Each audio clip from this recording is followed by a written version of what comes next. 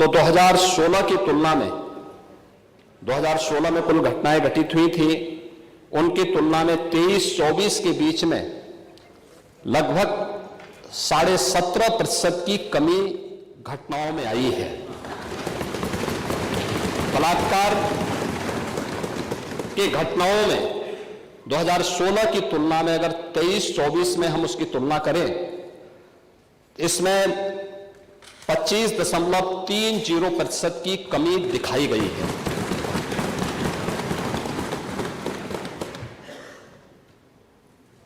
लेकिन अगर हम इन सभी बातों को ध्यान में रखें कि 17 से लेकर के 24 के बीच में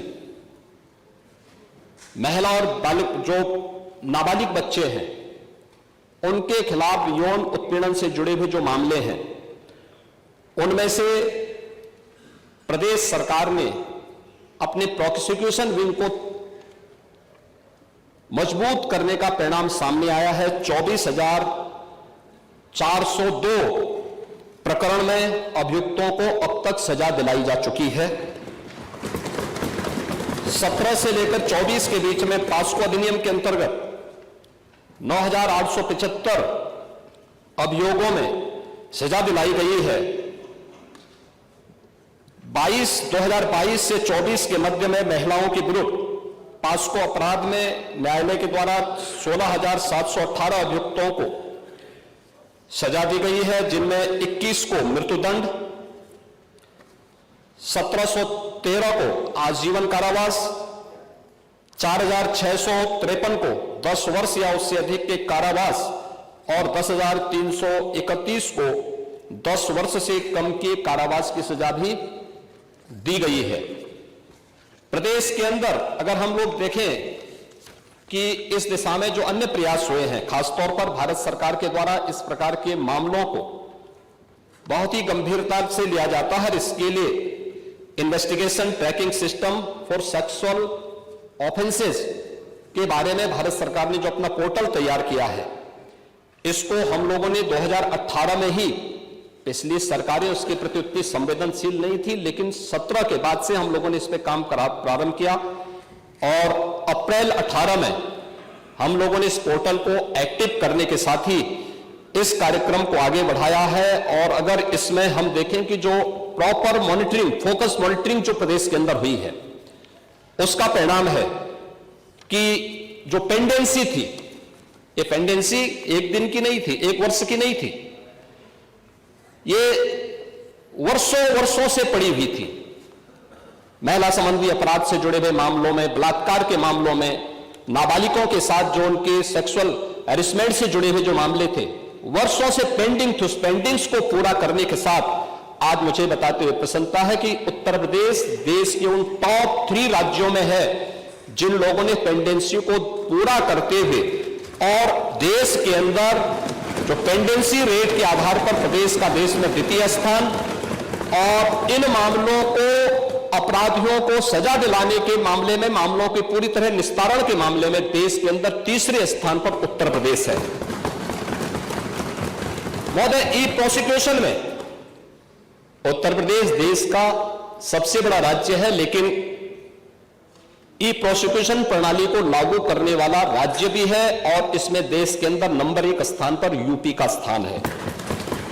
महिला और बाल अपराध संबंधी अभियोगों के निस्तारण में देश में प्रथम स्थान है। लगभग हमारे 98% से अधिक मामलों का निस्तारण करने में उत्तर प्रदेश आज देश का वह पहला स्थान रखता है। और मैंने जो पहले भी कहा, घरेलू हिंसा से पीड़ित महिला के लिए 181 की एक सर्विस है, और 1090 बाहर महिला संबंधी अपराध के लिए जब कोई घटना घटित होती है तो कोई महिला कॉल करती है तो उस पर तत्काल सेवा उन्हें उपलब्ध होती है। इन सबको इंटीग्रेट करने का काम भी 112 के साथ इंटीग्रेट करने, 181, 1090 और 112 को भी इंटीग्रेट करके अगर कहीं भी सूचना आ रही है, उस सूचना को संबंधित तक भेजने के साथ ही उसको तत्काल रिलीफ मिल सके, इसके लिए भी यहां पर कार्य किया गया है। यही नहीं, प्रदेश के अंदर एक महिला थाना हर जनपद में स्थापित करने के साथ साथ एक अतिरिक्त थाने की जिम्मेदारी भी महिला थानाध्यक्ष को उपलब्ध करवाया गया है। और हर थाने में जो प्रदेश के अंदर 1585 थाने हैं, इन 1585 थानों में महिला हेल्प डेस्क अलग से बना करके एक व्यवस्था बनाई है। और 2020 से हमारी सरकार पूरे प्रदेश के अंदर मिशन शक्ति के एक अभियान को आगे बढ़ा रही है। मिशन शक्ति के अंतर्गत पिछले 7 वर्ष में हम लोगों ने लगभग 1.5 लाख पुलिस कार्मिकों की भर्ती की है प्रदेश के पुलिस बल में। और मुझे बताते हुए प्रसन्नता है कि 17 के पहले जितनी भी भर्तियां हुई उन सभी को अगर हम जोड़ लें तो कुल 10,000 महिला पुलिस कार्मिक भर्ती हुई थी। लेकिन 17 से लेकर के 22-23 तक जो भर्तियां हुई, इन भर्तियों में प्रदेश में 20,000 से अधिक महिला पुलिस कांस्टेबल की भर्ती करने में हमें सफलता प्राप्त हुई। यानी आजादी के 70 वर्षों में जितनी भर्ती हुई थी महिला, उससे दुगनी भर्ती अकेले 5 वर्ष के अंदर हमने पुलिस महिलाओं को यहां पे भर्ती किया। पुलिस की भर्ती में उनकी 20% हॉरिजॉन्टल आरक्षण की व्यवस्था उन्हें प्राप्त हो सके, इसको अनिवार्य रूप से प्रदेश के अंदर लागू किया। लखनऊ, गोरखपुर और बदायूं में महिला पीएसी की बटालियन के गठन की कार्रवाई को भी आगे बढ़ाया। लेकिन जो पुलिस कार्मिक महिलाएं भर्ती हुई थी वे केवल एक कांस्टेबल के रूप में ऑफिस के कार्य को या थाने तक ही अपने को सीमित न रखे, बल्कि महिलाओं की सुरक्षा के साथ साथ शासन की योजनाओं को महिलाओं तक पहुंचाने के लिए उनकी प्रतिभा का लाभ समाज ले सके, इसके लिए प्रदेश के अंदर 10,000 से अधिक महिला बीट स्टेशन स्थापित किए गए, महिला पिंक बूथ की स्थापना की गई और यह भी व्यवस्था लागू की गई कि ये महिला बीट पुलिस अधिकारी हर मिशन शक्ति के अंतर्गत वहां पर जाएंगी। वहां पर सप्ताह में एक बार जाकर के महिला संबंधी घरेलू हिंसा का हो या बाहर की सुरक्षा से जुड़े हुए कोई मुद्दे होंगे, इन पे तो चर्चा करेंगे ही, इससे संबंधित समाधान भी निकालेंगे। लेकिन इसके अलावा महिलाओं से संबंधित, उनकी सुरक्षा से संबंधित जो भी या उनकी स्किल डेवलपमेंट से संबंधित या उनके स्वावलंबन से संबंधित कौन सी स्कीम केंद्र या राज्य सरकार की है, इनसे भी गांव की महिलाओं को अवगत कराएंगे। और ये मिशन शक्ति का एक कार्यक्रम प्रदेश के अंदर लगातार ये जारी है और इसके बहुत अच्छे परिणाम भी हम सबके सामने देखने को मिले हैं। ये सरकार महिला सुरक्षा के प्रति पूरी तरह गंभीर है और उस गंभीरता का परिणाम ही है कि प्रदेश के अंदर इस सरकार ने आने के बाद सबसे पहले शोधों पर लगाम कसने के लिए जो कार्रवाई की एंटी रोमियो स्क्वाड का गठन, उसका एक उदाहरण है। और मुझे बताते हुए दुख है कि एंटी रोमियो स्क्वाड का जब हमने गठन किया था, सबसे पहले समाजवादी पार्टी ने इसका विरोध किया था, उसने विरोध किया था। और मुझे बोलने में भी कोई संकोच नहीं है कि महिला संबंधी अपराध से जुड़े हुए ज्यादातर मामलों में समाजवादी पार्टी से डायरेक्ट या इनडायरेक्ट जुड़े हुए लोग उसमें इन्वॉल्व पाए जाते हैं। और यही नहीं, महिला संबंधी अपराध में ये उस पीढ़ी का प्रतिनिधित्व करते हैं, ये उस पीढ़ी का प्रतिनिधित्व करते हैं जिस पीढ़ी ने कहा था, जिसने कहा था कि लड़के हैं गलती कर देते हैं। ये महिला सुरक्षा की बात क्या करेंगे? ये महिला सुरक्षा के लिए तो समाजवादी स्वयं ही एक गंभीर खतरा है। और इसीलिए महिला सुरक्षा के बारे में प्रदेश सरकार पूरी तरह सचेत है, सक्रिय है। हर बेटी को भी, हर व्यापारी को भी सुरक्षा प्रदान करने के लिए पूरी तरह प्रतिबद्ध है। प्रश्न संख्या 2, माननीय मुख्यमंत्री जी, आपने बताया इतने को हमने दंडित कराया, तो क्या पूछा गया था कुल कितने घटनाएं हुई? तो जो दंडित हो जाते हैं कोर्ट से, उन्हीं को आप घटना मानते हैं कि जो घटनाएं घटती हैं उनको भी घटना मानते हैं? यह स्पष्ट कर दें कुल कितनी घटनाएं घटित हुई।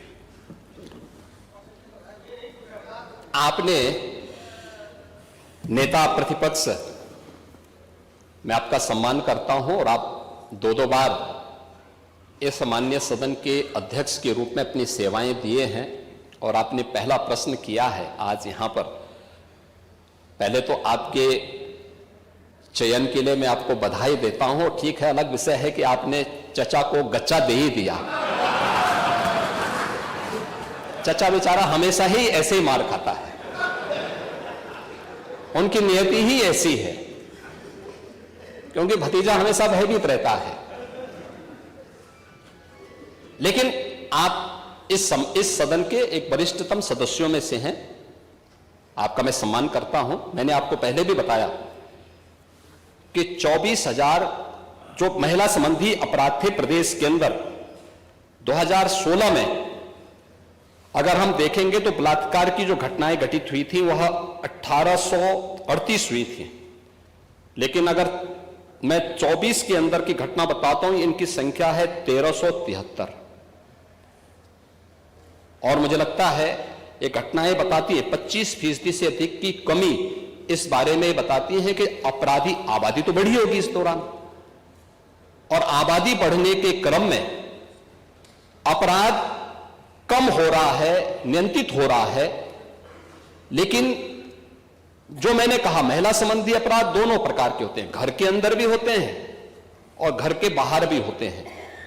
दोनों के लिए सरकार ने उस प्रकार की सेवाएं भी उपलब्ध की हैं। घरेलू हिंसा से संबंधित मामलों में 181 की सेवा है। घर के बाहर की सुरक्षा के बारे में जागरूकता पैदा करने के लिए और उन्हें सुरक्षा उपलब्ध कराने के लिए तत्काल वो कॉल कर सके, इसके लिए 1090 की सेवा उन्हें उपलब्ध कराई गई है। लेकिन साथ साथ क्विक रिस्पांस टीम 112, इन दोनों के साथ इंटीग्रेट करके अगर कहीं भी कोई अपराध होता है, अगर इन तीनों में से किसी को भी कॉल करेंगे तो वहां पर आपको सेवा उपलब्ध होगी इसके बारे में। लेकिन इस पे समय पे चार्जशीट दाखिल करना, डिस्ट्रिक्ट मॉनिटरिंग कमेटी की बैठक के साथ जुडिशरी के साथ बेहतर तालमेल बना करके इस प्रकार के मामलों में समय पे अपराधियों को सजा दिलाने के लिए एक प्रोसिक्यूशन को आगे बढ़ाना और अपराधियों को सजा दिला दी जाए, यह महत्वपूर्ण है। उसी का परिणाम है जो मैंने आपको पहले बताया कि अगर महिला संबंधी जो उनके महिलाओं के विरुद्ध और पास्को संबंधित अपराधों में अब तक हम लोगों ने 16,718 अभियुक्तों को अब तक सजा दिलाई है।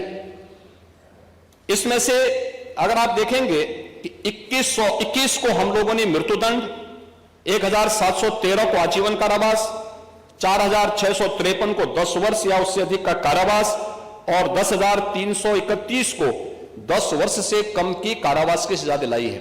ये जो अपराध, जिन अपराधियों की सजा दिलाई गई है, इसमें आप देखते होंगे अक्सर समाचार पत्रों में आता है कि 1 महीने के